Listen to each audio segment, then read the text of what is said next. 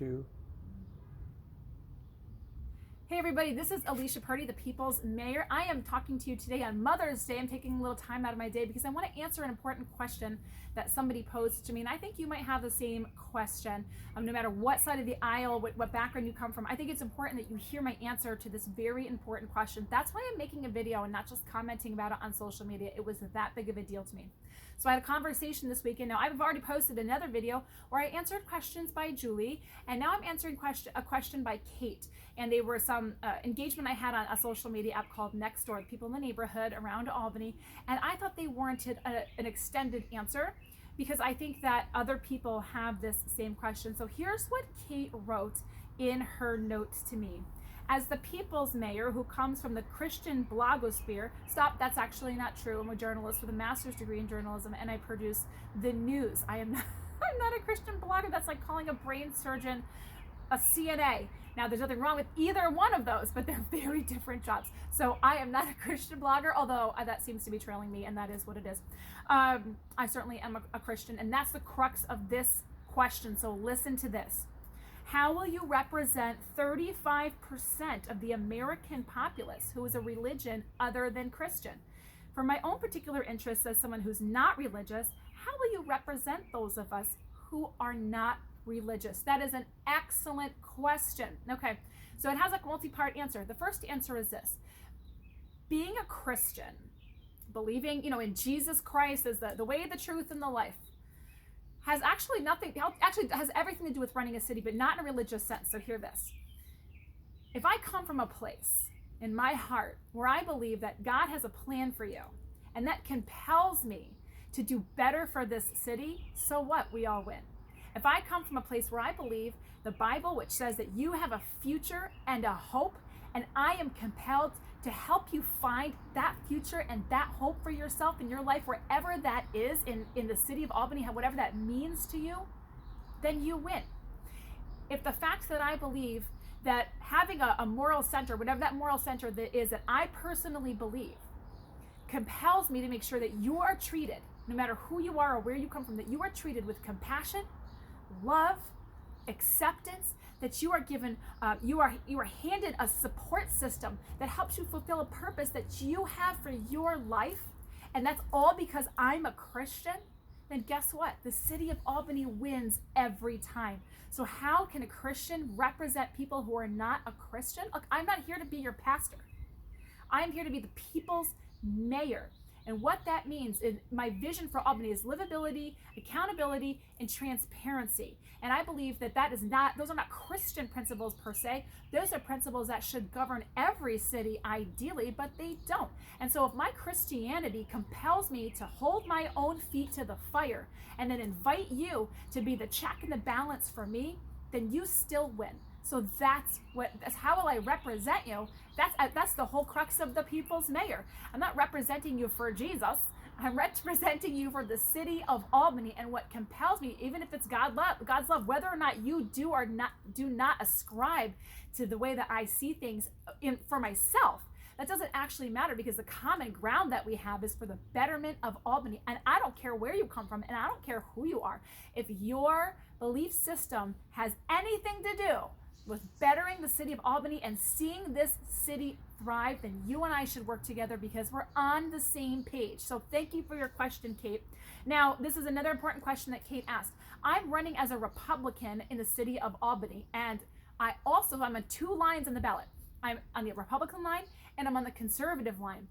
And that is a big deal, and I'll tell you why. Normally in the city of Albany, Democrats run as a Democrat on the Democrat line on the ballot and the conservative line. So they do that on purpose to encompass Democrats who have a really specific set of worldviews, right? Generally speaking, and conservatives who maybe don't ascribe to everything the Republicans might say, but they're kind of more of a centrist type of Democrat. So that's why they do that. But guess who won the conservative line this year? Oh, it was Alicia Purdy.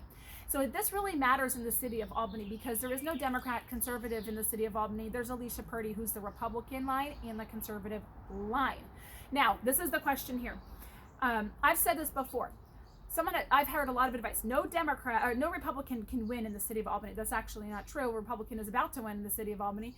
Also, what I had said was I had to pick a side. Now, I was really specific in this conversation I had with Kate to say that I needed to pick a side. You don't want to know why? Because in Albany, there are only 4 lines you can run on. There's Democrat, there's Republican, there's conservative, and there's working families. That is it.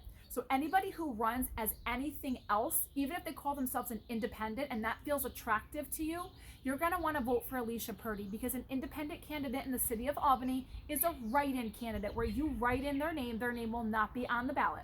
So it's important that you see that Alicia Purdy is on 2 lines. Now, why did I pick Republican? Why didn't I just say I'm a Democrat if I'm maybe I'm more independently minded, or I'm kind of a no partier in my head? Why did I pick Republican?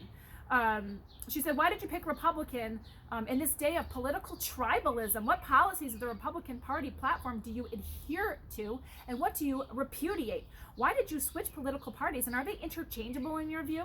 Okay, so very briefly, without going into a lot of detail, I'm going to tell you something about myself. First of all, I did not pick the Democrat Party. A, I didn't want to face a primary, and B, I'm also just not a Democrat. Neither party encompasses the pure essence of who Alicia is as the people's mayor, but I didn't pick the Democrat Party because I didn't want to face Kathy Sheehan in a primary. The fact is she's probably going to win the primary, and then she would be the mayor again. The only way to have a fighting chance in the city of Albany is to set yourself apart, and by running as a Republican, that's what I have done. So where she is the yin, I became the yang, and I decided I'm not going to get lost in the Democrat noise. We've had 100 years of Democrat Party rule in the city of Albany, and what people seem to want is more of the same, another Democrat. So here I come along, I'm like a voice of one crying in the wilderness. Look, you said you wanted change. You said you wanted transformation. You got to look past the Republican Party and me, and you got to see that in the city of Albany, you have to pick a side. You have to. That's just the game of politics and how it works.